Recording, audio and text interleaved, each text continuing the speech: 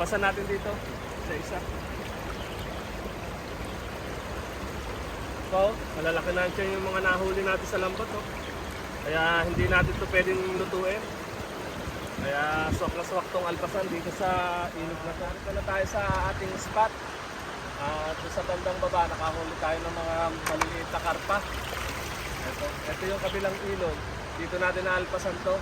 Kasi napansin namin dito sa kabilang ilog, parang wala nang mga isda. Kaya ito yung isda, oh. Ating naalpasan ngayon. Para sa susunod na panahon, mabilis naman itong lumaki eh. Pag ito'y lumaki na, pwede na tayo mangisda. Tsaka marami na sigurado itong mga anak. Alpasan natin to isa-isa para sigurado tayo kung mabuhay sila. Para sigurado. Ayan na. Ito isa oh. Medyo malaki na siya nito. Mga ilang buwan na lang to. Mga anak na rin to. Bali itong karpang to, lumalaki siya mga 2 kilo, 3 kilo. Itong ganitong uri ng karpa oh. Pasan natin dito sa isa. So, malalaki na siya yung mga nahuli natin sa lambat oh.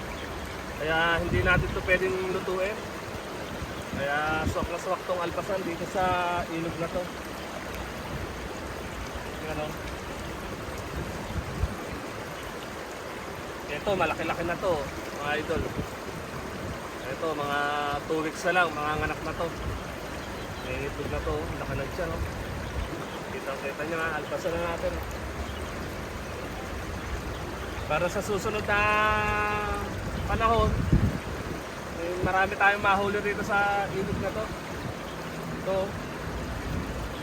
Oh. Alpasan natin yan. Kaya doon sa mga nangingisda dyan, sa malapit sa amin, doon sa ibaba, kung maaari, alpasan na natin ito ha, kung mga ganitong uri ng isda. Dito sa lugar na to para dumami. Ito na, alpasan na natin lahat.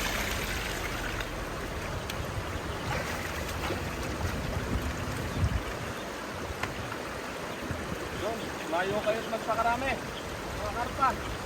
Okay.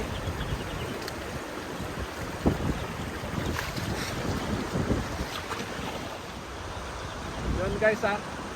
Guys, alpasan na natin yung mga karpa rito sa lugar na to. Kaya doon sa mga mangingisda namin dyan, baka kung pwede, pag nahuli nyo yung ganong uri ng isda rito sa spot na to, pakialpasan na lang muna, paramihin muna natin. Para pag naparami natin to, talagang marami na sila at pwede na natin silang pangisdaan. Para pare-parehas tayong makinabang dito sa ilog na to.